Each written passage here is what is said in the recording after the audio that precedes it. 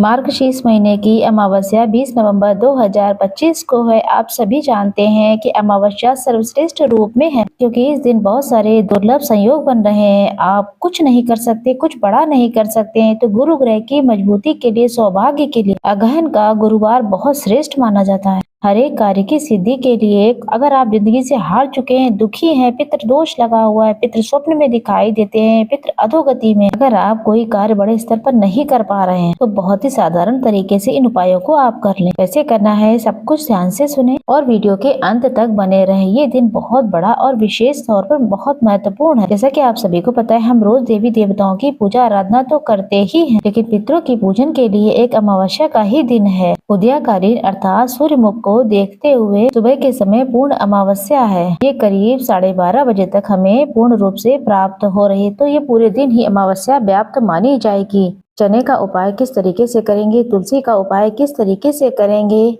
पूरा वीडियो अगर अंत तक आप देखेंगे तभी आप कर पाएंगे। तो आपसे निवेदन है कि वीडियो के अंत तक बने रहें। सबसे पहले आप इस बात का ख्याल रखें, अमावस्या तिथि पर घर में प्याज, लहसुन, तामसिक चीजों का बिल्कुल भी प्रयोग ना करें। किसी भी पेड़ की पत्ती न टूटने पाए। गुरुवार का दिन है, आप अपने बाल बिल्कुल भी साबुन शैम्पू से ना धोएं। वहीं पुरुषों के लिए दाढ़ी, मूछ या फिर नाखून बिल्कुल न बनाएं। वहीं काले नीले कपड़े गुरुवार के दिन यानी कि अमावस्या तिथि पर बिल्कुल ना पहने। घर पर पोछा इत्यादि भी बहुत डीपली नहीं लगाया जाता है, खाली ऊपरी तौर पर ही झाड़ू लगा लेनी चाहिए। अगहन का महीना है, आपको पता ही है, इस महीने में माता लक्ष्मी की पूजा का विधान है। माँ लक्ष्मी की पूजा जल्द उठकर अपने घर के दरवाजे पर जल का छिड़काव करके माता लक्ष्मी के नाम से दीप इत्यादि लगाया जाता है। अमावस्या तिथि सर्वश्रेष्ठ रूप में इस बार हो रही है, तो एक छोटा सा कार्य आप जरूर से कर ले। जल्दी उठने का प्रयत्न करें। नहाने के पानी में थोड़ा सा गंगा जल, वहीं तुलसी की लकड़ी को घुमाएं और कहें कि हे पितृ देवता, गंगा नदी में मैं स्नान कर रही हूँ। गंगा जल और जो तुलसी की लकड़ी है आपके पास, उसमें घुमा दें पानी में, उसी से स्नान करें। सर्व पितृ देवाय नमो नमः कहते हुए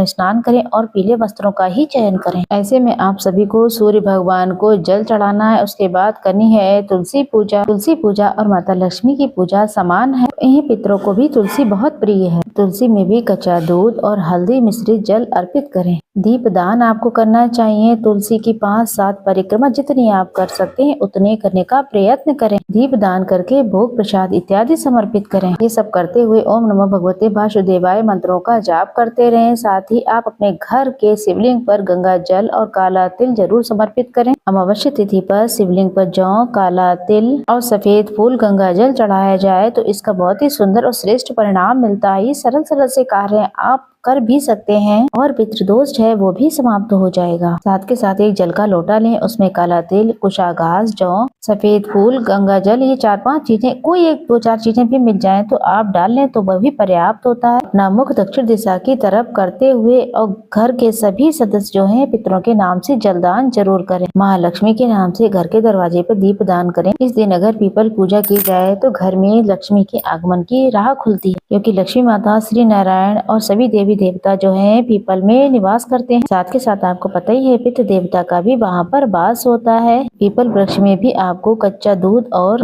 गंगा जल मिश्रित जल जरूर से समर्पित करना है। इससे सौभाग्य बढ़ता है, दुख दरिद्रता का अंत हो जाता है। साथ ही पीपल की जड़ में दीप दान करके सुंदर रूप में अपने पितरों को प्रार्थना करें। ऐसी प्रार्थना करते हुए पीपल वृक्ष की पूजा करें। आप 5-7 परिक्रमा जितना कर सकते हैं उतना करें। पीपल वृक्ष की जड़ के पास बैठकर आप कनक धारा स्रोत का पाठ करें या फिर पितृ चालीसा का भी पाठ कर सकते हैं। ये पितृदोष की मुक्ति का सबसे बड़ा कार्य माना जाता है। साथ ही गुरुजी ये भी बताते हैं 7 स्थान ऐसे हैं जहाँ पर चंदन लगाया जाए अमावस्या की तिथि पर तो कोई भी पितृदोष नहीं लगता है। अगर घर पर शिवलिंग है तो बहुत ही सुंदर बात है, नहीं तो अगर महादेव के भक्त हैं तो शिव मंदिर चले जाएं। इस महीने में आपको पता है चंदन की महत्वता बहुत अधिक है। आप यहाँ पर चंदन को लेकर अपना नाम गोत्र बोलकर पितरेश्वर महादेव की जय कहते हुए नंदी बाबा को सबसे पहले चंदन समर्पित करना है। शिवलिंग पर जहाँ पर जल सबसे ज्यादा गिरता है इसमें माता रानी और उनकी 5 पुत्रियों का स्थान है। उस स्थान पर दूसरी चंदन की बिंदी आपको लगा देनी है। तीसरी चंदन की बिंदी आपको गणेश जी के स्थान पर लगानी है। चौथी बिंदी भगवान कार्तिकेय और माता रानी के हस्त कमल अशोक सुंदरी माता के स्थान पर लगाएं। इसके साथ शिवलिंग पर भी एक चंदन की बिंदी लगाएं। इससे पितृदोष तो मिटता ही है और सर्वश्रेष्ठ उपाय के रूप में इसे जाना जाता है। आप ये कार्य करके देखिए। किसी भी तरीके का दुख हो, पीड़ा हो और आप पर पितृदोष लगा हुआ है, आप हर तरीके से हार चुके हैं, तो ये कार्य आप दिनचर्या में जरूर से शामिल करें। इससे बहुत लाभ मिलेगा। अब यहाँ पर हम बात करेंगे अपने चने की दाल के उपाय के बारे में। अगर आप कुछ ज्यादा बड़ा नहीं कर सकते हैं तो आप अपने घर पर खीर पूरी तो बनाएंगे ही। अपने पितरों के निमित्त अग्यारी सुलगा करके आप उसमें खीर पूरी समर्पित करें। अगर आपके पास पितरों की कोई मूर्ति प्रतिमा है तो उनके सामने भी भोग प्रसाद जरूर से समर्पित करें। साथ के साथ गौ माता को गुड़ चना और खीर पूरी का भोग लगाएं, क्योंकि गुरुवारी अमावस्या है। चने की दाल हमारे पितरों को तो बहुत पसंद है ही, वहीं सौभाग्य के लिए भी इसे जाना जाता है। गुरु ग्रह की श्रेष्ठ मजबूती के लिए जब भी गुरुवार पड़े, हमेशा मैंने आपको बताया है चने की दाल, केला, ये सारी चीजें रोटी में रख के गुड़ के साथ में गौ माता को जरूर से खिलाएं। वहीं शिवलिंग पर आपको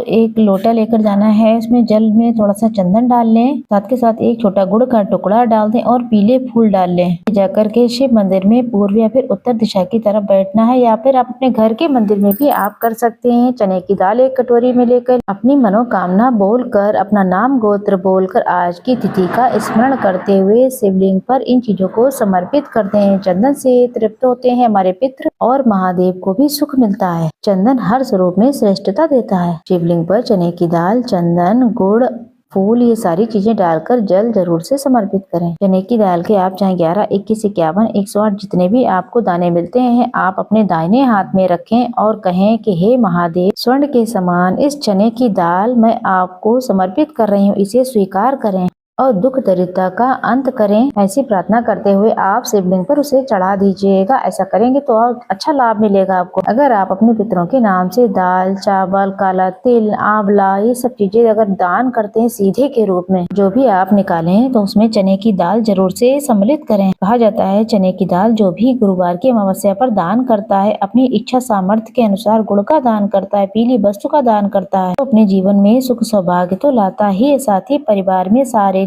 मानसिक आर्थिक कष्ट बंधनों से मुक्ति पा लेता है। साथ के साथ आपको बता दें, आप सुबह सुबह केले वृक्ष की पूजा करते हैं, वो भी उत्तम रहता है। केले वृक्ष की जड़ में आप हल्दी मिश्रित जल, कच्चा दूध चढ़ाएं। 5, 7 या फिर 11, 21, 108 परिक्रमा करें। कम से कम इन सरल सरल कार्य को कीजिए। हमेशा ही अमावस्या पर एक नियम बनाएं, हमेशा अग्नि को सुलगाएं अमावस्या पर। इसमें आप कपूर, लौंग का जोड़ा, गूगल इत्यादि को धूप जरूर जलाएं, क्योंकि अमावस्या तिथि पर नकारात्मक ऊर्जाएं भी सक्रिय होती है।